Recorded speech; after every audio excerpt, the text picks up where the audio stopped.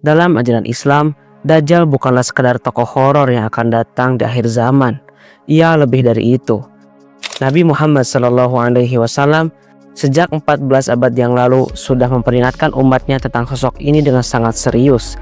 Bukan tanpa alasan, Dajjal disebut sebagai fitnah terbesar, kekacauan paling dahsyat yang pernah menimpa manusia. Dan jika kita mau merenung, peringatan ini sebenarnya menyentuh persoalan yang sangat dekat dengan kita, tentang bagaimana kita bisa tahu mana yang benar dan mana yang palsu, dan bagaimana kita bisa mempertahankan keyakinan di tengah dunia yang penuh tipuan. Maka dari itu, mari kita mulai dari ciri fisiknya yang paling terkenal.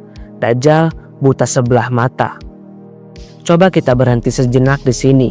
Apa arti kebutaan ini? Tentu saja ini bisa dimaknai secara harfiah, tapi ada makna lain yang lebih dalam. Kebutaan ini bisa kita lihat sebagai gambaran cara pandang yang timpang. Dajjal hanya bisa melihat satu sisi dari kehidupan, sisi yang tampak, yang nyata, yang bisa dipegang dan dihitung. Ia mahir mengurus hal-hal duniawi. Ia bisa menurunkan hujan, menyuburkan tanaman, bahkan menghidupkan orang mati serta hal-hal luar biasa yang kasat mata lainnya. Tapi mata satunya lagi, mata yang buta adalah mata batin. Ia tidak punya kepekaan terhadap hal-hal yang tidak kasat mata. Ia buta terhadap yang gaib, terhadap spiritual, terhadap kebenaran yang tidak bisa dibuktikan di laboratorium. Nah, disinilah kita mulai melihat pola pikir yang diwakili oleh Dajjal. Ia adalah simbol dari cara berpikir yang hanya percaya pada bukti fisik. Tunjukkan Tuhanmu kalau ada. Begitu kira-kira tantangannya. Lalu setelah itu, ia menghidupkan orang mati sebagai bukti. Kemudian, suatu ketika ia akan bertanya lagi, mana rezeki dari Tuhanmu? Lantas setelah itu, ia menurunkan hujan. Bagi orang yang hanya mengandalkan mata kepala, bukti-bukti ini sudah pasti tidak terbantahkan. Mereka akan tersesat bukan karena bodoh, tapi karena mereka menyerah pada apa yang mereka lihat dan rasakan. Mereka lupa bahwa selama ini iman justru berakar pada keyakinan terhadap yang tidak terlihat. Itulah sebabnya di dahi Dajjal tertulis kata kafir. Tulisan itu bisa dibaca oleh setiap mukmin karena orang beriman punya mata hati yang masih berfungsi. Di tengah gemerlapnya mukjizat palsu Dajjal, mereka masih bisa melihat esensi sejati di balik tipuan. Lalu kita sampai pada soal waktu. Hadis menggambarkan bahwa masa kekuasaan Dajjal akan berlangsung selama 40 hari. Tapi hari-hari itu tidak biasa. Hari pertama panjangnya seperti setahun, hari kedua seperti sebulan, hari ketiga seperti seminggu, dan sisanya seperti hari biasa. Ini menarik untuk direnungkan, bagaimana mungkin satu hari terasa selama setahun.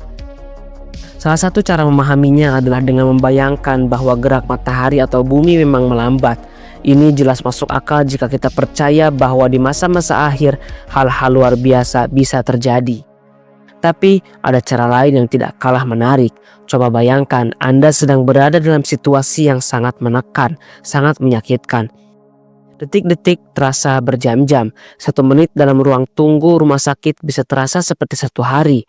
Nah, mungkin seperti itulah yang akan dirasakan oleh orang-orang beriman yang hidup di bawah kekuasaan Dajjal. Tekanan, ketakutan, dan penderitaan yang mereka alami membuat waktu seolah merentang tanpa ujung. Ini bukan soal matahari yang berhenti berputar, tapi soal jiwa yang sedang diuji hingga batasnya. Di sisi lain, ada kemungkinan bahwa Dajjal sendiri yang menciptakan ilusi ini. Ia punya kemampuan untuk menyihir manusia, membuat mereka mempersepsikan sesuatu yang tidak sesuai kenyataan. Jika ia bisa menghidupkan orang mati, maka apa susahnya membuat orang merasa waktu berjalan lambat. Ini juga mengingatkan kita pada dunia sekarang. Kita hidup di era di mana realitas bisa direkayasa. Media sosial, algoritma, dan kecerdasan buatan bisa membuat kita terperangkap dalam dunia yang tidak nyata. Waktu terasa lenyap ketika kita asik scrolling. Kita sulit membedakan mana fakta, mana hoaks. Dalam konteks ini, kita sebenarnya sedang berlatih menghadapi fitnah Dajjal tentang bagaimana menjaga akal sehat di tengah banjir informasi yang memabukkan. Dan akhirnya, kita sampai pada klaim Dajjal yang paling berani, yakni menghidupkan orang mati. Ini bukan sekedar sulap biasa. Hidup dan mati adalah wilayah kekuasaan Tuhan yang paling privat. Tidak ada seorang pun yang bisa masuk ke sana. Ketika Dajjal melakukannya, ia sedang mengklaim dirinya sebagai Tuhan. Dia berkata, "Lihat, Aku bisa melakukan apa yang hanya bisa dilakukan oleh Tuhan, maka sembahlah aku. Tapi ada satu detail kecil dalam hadis yang sangat penting. Dajjal membunuh seorang pemuda lalu menghidupkannya kembali. Namun setelah hidup kembali, pemuda itu justru melawan Dajjal dan tidak bisa dibunuh lagi untuk kedua kalinya. Apa artinya ini? Ini menunjukkan bahwa kekuasaan Dajjal sedahsyat apapun tetap punya batas. Ia bisa meniru tindakan Tuhan, tapi ia tidak memiliki hakikat ketuhanan. Ia bisa memanipulasi kematian, tapi ia tidak bisa menciptakan kehidupan sejati dari ketiadaan. Pemuda itu setelah mati dan hidup kembali telah mencapai titik di mana tidak ada tipuan yang bisa mempengaruhinya lagi. Ia sudah melihat langsung apa yang ada di balik tabir kematian. Ia tahu mana yang nyata dan mana yang palsu. Ia sudah diuji sampai batas dan ia pun lulus.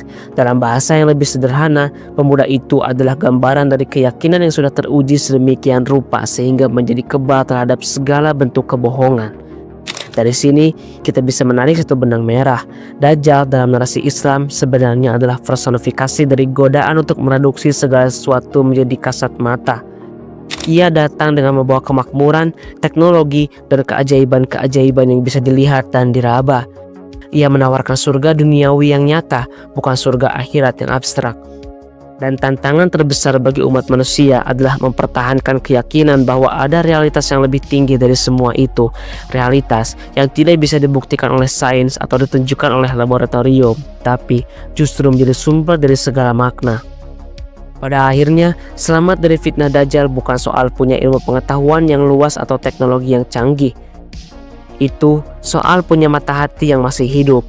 Itu soal kemampuan untuk berkata tidak pada tuhan-tuhan palsu yang menawarkan segalanya di dunia ini dan tetap teguh pada keyakinan bahwa kebenaran sejati seringkali tidak kasat mata.